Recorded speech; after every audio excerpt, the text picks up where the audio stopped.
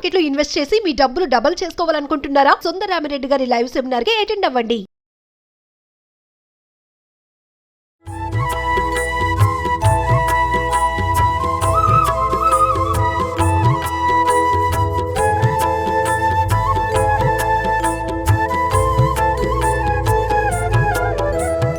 నమస్తే సుమన్ టీవీ ప్రేక్షకులందరికీ దసరా పండగ శుభాకాంక్షలు. నమస్తే అమ్మా. నమస్తే అమ్మా. నవరాత్రుల శుభాకాంక్షలు అమ్మా. మీ అందరికీ కూడానమ్మా, ప్రేక్షకులకి, మీకు, సిబ్బందికి, ఎక్కడెక్కడైతే తెలుగు వాళ్ళు దసరా పండగ చేసుకుంటున్నారో వాళ్ళందరికీ కూడా శుభాకాంక్షలు. థ్యాంక్ యూ సో మచ్ అమ్మా, ధన్యవాదాలు. ప్రతి ఏటా కూడా నవరాత్రులకు సంబంధించి అనేక విశేషాలు మీ ద్వారా తెలుసుకుంటున్నాం, పునీతులం అవుతున్నాం, పాటిస్తున్నాం కూడా. తద్వారా అమ్మ కృపకు కూడా పాత్రలు అవుతున్నాం. అది ముఖ్యం.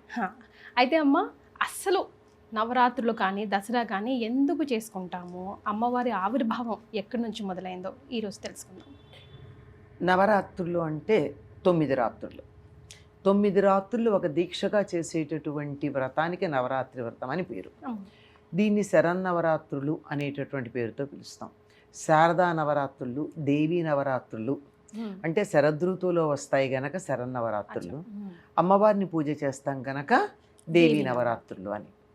ఎందుకు ఇలా చేసుకోవడం జరుగుతోంది అంటే, ఇప్పటి వరకు అనేక కల్పాలలో, అనేక మహాయుగాలలో, అనేక యుగాలలో రాక్షసులు విజృంభించినప్పుడు వారిని సంహరించటానికి అమ్మవారు అవతరించటం జరిగింది.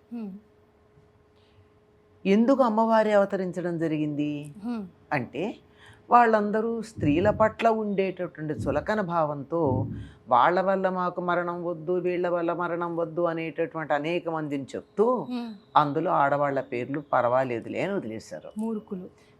మరి అంటే ఆడవాళ్ళని చులకం చేసే వాళ్ళు ఏ జాతి వాళ్ళు, వాళ్ళు ఏ జాతికి చెందుతారో మనం అర్థం చేసుకోవాలి. అలా చేసినప్పుడు ప్రతిసారి కూడా మరి దేవతలందరికీ అర్థమైపోయింది, వీళ్ళు మగవాళ్ళ చేతిలో మరణం లేకుండా వరం అడిగాడు కదా, అంచేత ఒక స్త్రీ రూపంలో కావాలని తమ శక్తులన్నింటినీ ఒక్కచోట ప్రోధి చేసి అక్కడ పెట్టడం జరిగింది. అలా దేవి ఆవిర్భవించింది.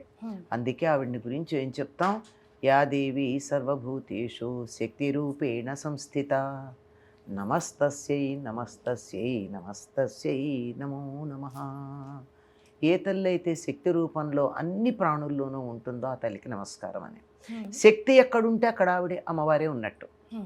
అటువంటి శక్తి మొట్టమొదటిసారి తమోగుణ ప్రధానంగా మహాకాళిగా ఆవిర్భవించింది.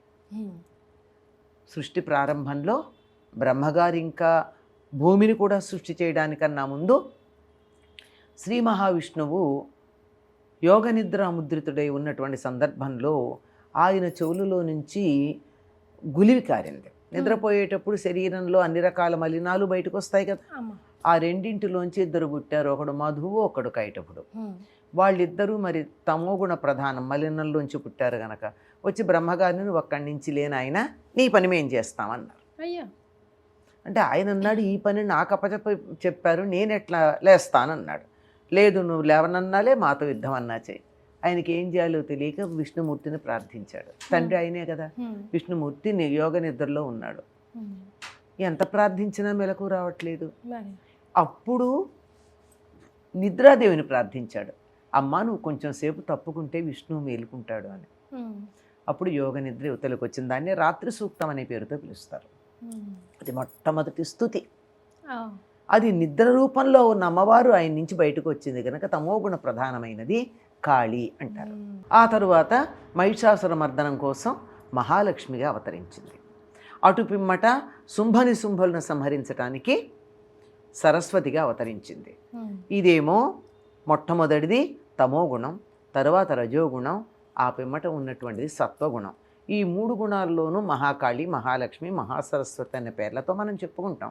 ఇవి కాక ఎప్పుడెప్పుడైతే రాక్షసులు ఆవిర్భవించారో అప్పుడల్లా ఈ శక్తి ఆవిర్భవించి వాళ్ళని సంహరించింది. ఏమి అమ్మ సంహరించటం ఏమిటి? మనం ఏమనుకుంటాం, అమ్మ అంటే ప్రేమ అని అనుకుంటాం కదా. తప్పు చేస్తున్నా దండించాలి కదా. దండించే అధికారం తల్లికి మాత్రమే ఉంది. పెట్టినా, కొట్టినా, తిట్టినా, మట్టు పెట్టినా తల్లికే అధికారం. అంతే. తండ్రి అలా చూస్తూ ఊరుకోవాలి. తండ్రి ఎప్పుడు కాగితం పుల్లాగా మీ నాన్నకి చెప్తానని బెదిరించడానికి పనికొస్తాడు తప్ప, ఇంత చెప్పి బెదిరించి పిల్లవాడిని మీ నాన్నకి చెప్తాను 100 సార్లు అన్నాక కూడా వాళ్ళ నాన్న వీపు మీద ఒక దెబ్బ వేయంగానే ఊరుకోండి అని లాక్కెళ్ళిపోతుంది పిల్ల. అవునా కదా? ఇది సహజం. ఒక్క బిడ్డని దండించటం ద్వారా కోటాను కోట్ల మంది రక్షించబడతారన్నప్పుడు 2 బిడ్డలకి తల్లి అయినటువంటి ఆవిడ ఆ ఒక్క బిడ్డని దండించటం ఎన్ని రకాలుగా వీలైతే అన్ని రకాలుగా దండించి మాట వినకపోతే లేకుండా చేయడం, మిగిలిన వాళ్ళని రక్షించటం అన్నది జరుగుతూ ఉంటుంది. అది ఇప్పుడే ఎందుకు చేస్తాం? ఈ నవరాత్రుల్లానే ఎందుకు చేస్తాం? ఎందుకంటే ప్రతి సందర్భంలోనూ జగన్మాత ఆవిర్భవించింది ఆశ్వయుజ శుద్ధ పాడ్యమి నాడు. 9 రోజులు యుద్ధం చేసి 9వ రోజు ఆ రాక్షసుని సంహరించింది. మహిషాసుర వధ అప్పుడే జరిగింది, శుంభనిశుంభ వధ అప్పుడే జరిగింది, భండాసుర వధ అప్పుడే జరిగింది. ఇలా ఎక్కడెక్కడ రాక్షసులు ఎప్పుడు వధించబడ్డా ఆ 9వ రోజే వధించడం జరిగింది. 10వ రోజు విజయోత్సవం చేసుకుంటారు, అది విజయదశమి. ఇది మరి ఇప్పుడే దీనికి ఏదన్నా ప్రత్యేకమైన కారణం ఉందా? ఇప్పుడే ఆవిడ ఆవిర్భవించడం ముందు కానీ వెనక కానీ అవ్వచ్చు కదా, అన్నిసార్లు ఇన్ని యుగాల్లోనూ. అంటే అంతరిక్షంలో గనక మనం గమనించినట్టయితే అసలు మనకు జరిగే కథలు, పురాణ కథలన్నీ కూడా జ్యోతిష్ శాస్త్రానికి ప్రతీకలుగా ఉంటాయి, సింబాలిక్గా ఉంటాయి. సరిగ్గా ఈ సమయంలో ఆశ్వయుజ మాసంలో ప్రారంభమయ్యేటటువంటి సమయంలో సాయంకాలం సింహరాశి పైన కన్యారాశి కనపడుతుంది. ఎలా ఉంటుంది? సింహాన్ని అధిరోహించినటువంటి అమ్మాయిలాగా ఉంటుంది. ఇది కదా అక్కడ జరిగేటటువంటి దానికి ప్రతీకగా ఇక్కడ పురాణ కథలన్నీ జరిగాయి. వీటన్నిటిని ఈ కాలంలోనే చేయడం. ఆవిడ ఏదో సంహరించింది కదా, మనకేమిటి సంబంధం? అంతే కదా, అంతే. అలా సందేహం వస్తుంది. మన కోసమైనా మనం ఎందుకు దీక్షలు వహించాలి, పూజలు చేయాలి అంటే మనకేంటి సంబంధం? అసలు ముందు లాభం ఎలాగో వాళ్ళ పని వాళ్ళు చేసుకుంటారు, ఎందుకు మనమంతా ఈ పనులు చేయాలి అంటే, ఎవరైనా మన కోసం ఒక పని చేస్తున్నప్పుడు మన ఆత్మీయులు వాళ్ళకి బలం కలగడానికి మనం ఇంట్లో కొన్ని పూజలు అవి చేస్తామా లేదా? చేస్తాం. పిల్లవాడు పరీక్షకి వెళ్ళాడంటే ఇంట్లో అమ్మ దేవుడి దగ్గర కూర్చుంటుందా, కూర్చోదా? కూర్చుంటుంది. నాన్నగానే అమ్మగానే కదా. అలాగ అమ్మవారు అక్కడ చేస్తూ ఉంటే ఋషులందరూ యజ్ఞయాగాదులు చేశారు, మానవులందరూ దీక్ష వహించారు. అమ్మవారు అక్కడ మహిషాసురుణ్ణో లేక భండాసురుణ్ణో సంహరించేదాకా మేము ఆహార నియమం పాటిస్తాం, మరో నియమం పాటిస్తాం, నిన్ను కీర్తిస్తాం అంటారు. ఇప్పుడు ఆట జరుగుతూ ఉంటుంది. ఆట జరిగేటప్పుడు వాళ్ళు ఒక మంచి క్రికెట్లో రన్స్ చేసినప్పుడు, ఫుట్బాల్లో గోల్ చేసినప్పుడు ఏదో ఉంటాయి కదా, అవి చేసినప్పుడు అందరూ చప్పట్లు కొట్టి వాళ్ళని ఎంకరేజ్ చేస్తారు. ఎందుకు? ఎవరైతే మనం చప్పట్లు కొట్టి ప్రోత్సహించామో అప్పుడు వాళ్ళకు ఉత్సాహం పెరుగుతుంది. కనుక అమ్మవారు అలా ఉత్సాహంగా యుద్ధం చేసి ఆ రాక్షసుల్ని సంహరించటం కోసం, రాక్షసులకి వీళ్ళంతా ఆవిడిని ప్రోత్సహిస్తున్నారు అని వాళ్ళకి నీరసం రావడం కోసం వీళ్ళందరూ కూడా నియమాలు వహించి, మానవులందరూ నియమాలు వహించి దీక్షలు వహించారు. ఋషులందరూనేమో యజ్ఞాగాది క్రతువులు చేశారు, దేవతలందరూ కూడా దానికి సంబంధించినటువంటి ప్రయత్నాలు చేసుకున్నారు. అందుకని ఇప్పుడు కూడా సమాజంలో మహిషాసురులు లేరా? దున్నపోతులు లాంటి వాళ్ళు లేరా అమ్మా? ఉన్నారమ్మో, ఉన్నారు కదా, రోజుకు అసలు ఉన్నారు. మరి మధుకైటబుల్ లాంటి వాళ్ళు లేరా? నువ్వు ఆ సీట్లోంచి నేను కూర్చుంటానండి రవాయించే వాళ్ళు లేరా? ఉన్నారు కదా. అట్లాంటి వాళ్ళందరినీ కూడా మనం వెళ్ళి యుద్ధాలు చేయలేం కదా.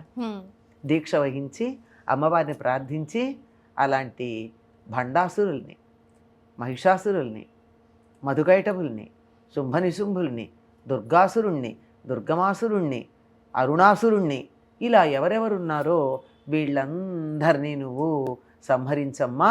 ఆ లక్షణాలు ఉన్న వాళ్ళని మేము ఇక్కడి నుంచి నీకు పూజ మాత్రమే చేస్తాము అని చెప్పడానికి మనమంతా 9 రోజులు పూజ చేస్తామమ్మా. భలే. అసలు జనరల్గా ఎప్పుడైనా నవరాత్రుల మీదనే వెళ్ళిపోతాం, ఆ రోజు ఏం పూజలు చేసుకోవాలి, మహిళలు కూడా చాలామంది దానికోసం వెయిట్ చేస్తూ ఉంటారు. కానీ ఈ వీడియో పిల్లలు పెద్దలు, ముఖ్యంగా పిల్లలకి కంపల్సరీ చూపించండి. ఎందుకంటే బ్లైండ్గా దసరాలు చేసుకోవడం, నవరాత్రులు చేసుకోవడం కాదు, వెనకాల విశేషం తెలిసినప్పుడు శ్రద్ధ భక్తులతో ఎప్పటికీ గుర్తుండిపోతుంది కదమ్మా. తరతరాలు గుర్తుంచుకోవాల్సిన విషయాలు కదా ఇదంతా. చాలా సంతోషం. ధన్యవాదాలు.